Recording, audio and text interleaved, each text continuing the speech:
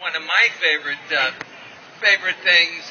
My wife was a big fan and is a big fan of Dancing with the Stars. Now, I have to tell you, Kristy, when I'd sit in the living room and watch Dancing with the Stars, and after about 12 minutes, I'd say, "Why am I sitting here watching this show?"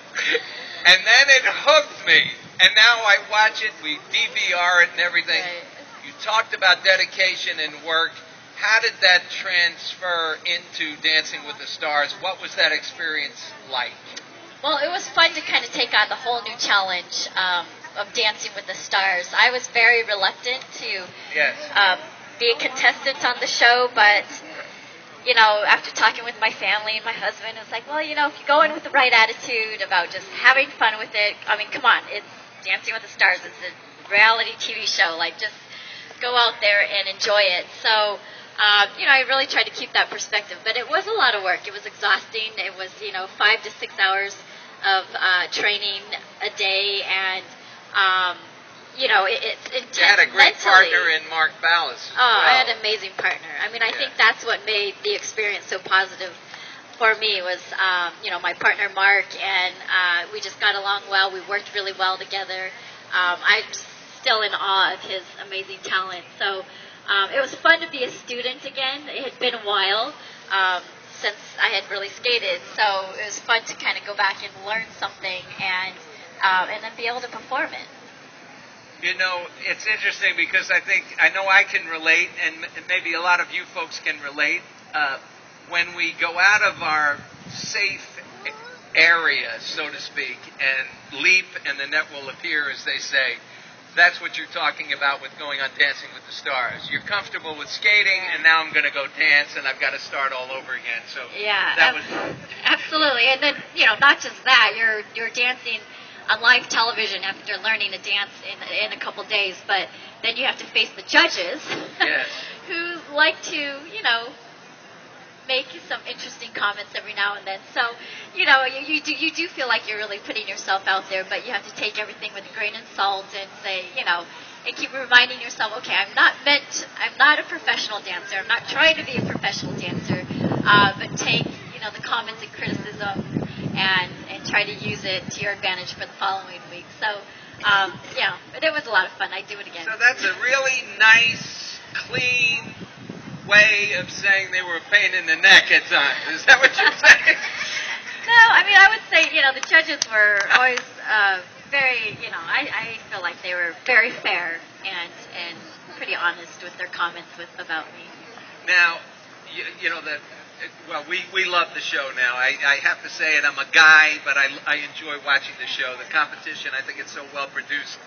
Talking about going into different areas, you are also a New York Times best-selling author, which is a whole other experience for you. I know your books, Little Pig, Dream Big, Little Pig, that was a big success. And you have another book out. Why don't you tell us about how you got involved in that and inspired to do that? Absolutely. I think going into the children's picture book area, I was really inspired by my own two children. They're 6 and 8 now, and our reading time, especially before bedtime, was just a big ritual in our household.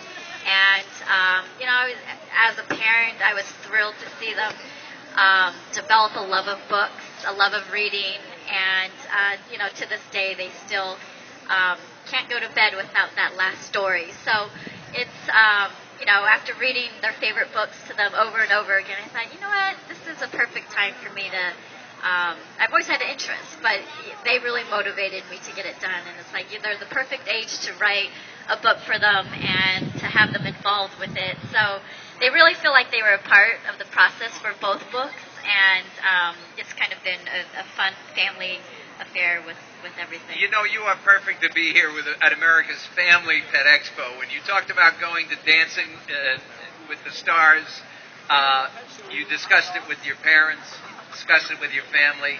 Here you are talking with your family again, with your daughters, Kira and Emma. I got that. And it's just great that you do that. I'm thinking of your husband. I know it was a surprise to me, and I was wondering if you could tell some of the people here who your husband is and what he's accomplished. Well, if they're Ducks fans, they might know who he is. Yeah, he played 1 year with the Ducks. My husband played in the NHL for 18 years, and actually his final year was with the Anaheim Ducks.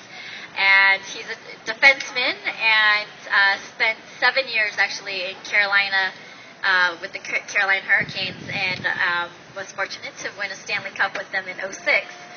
So won the Stanley Cup in hockey, her husband. If your children, and if Hillary Clinton is not the next president or whoever, those two little girls have a great shot at being the next president of the United States. I don't know. As long as they're happy, Yes. But it was fun. It was really neat because his experience with the Stanley Cup, they made it to the finals 2 other times, and we're like, okay, third time's a charm. And just to see him realize his dream towards the end of his career was, I think, was just so meaningful, and I think we were able to really appreciate it, so much more. So it was fun to go through that. Yes, it's amazing. Two strong people. I don't know how you manage your time, but it sounds like you're doing a great job. Before we talk about your books, and Kristy will be signing her books right behind this stage. Against Building 18, there's a place where Kristy's going to go and sign books, and so just keep that in mind when we're done here. I know your Always Dream Foundation is important to you. Can you tell us a little something about that? Absolutely. I established the Always Dream Foundation back in 1996, and primarily for I was just motivated. The Make-A-Wish Foundation was a big inspiration to me, and seeing the work they did with the children and the difference they made in families' lives, and I wanted to be able to do something too. And so I started the Always Dream Foundation, and we had the primary goal of having a positive impact in the lives of children. So we've done various different things, supported different children's organizations, and now we're really trying to grow and make a bigger impact. So we're focusing in on early childhood literacy and really hoping to bring kids, especially in underserved areas,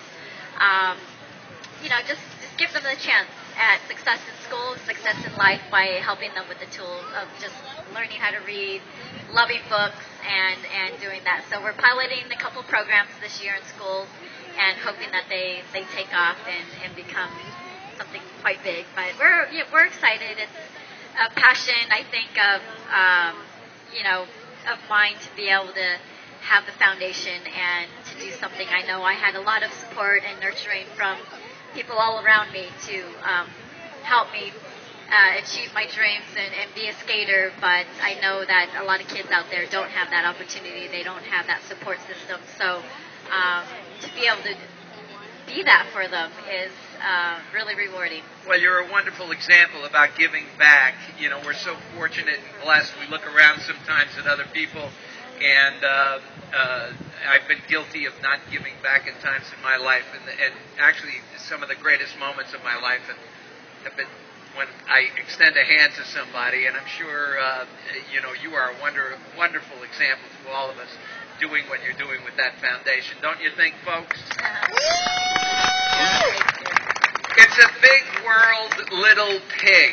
Now, I have to tell you, Kristy has so far written 2 books, and I went and read It's a Big World, Little Pig about an ice skating pig, actually. Basically. Go figure.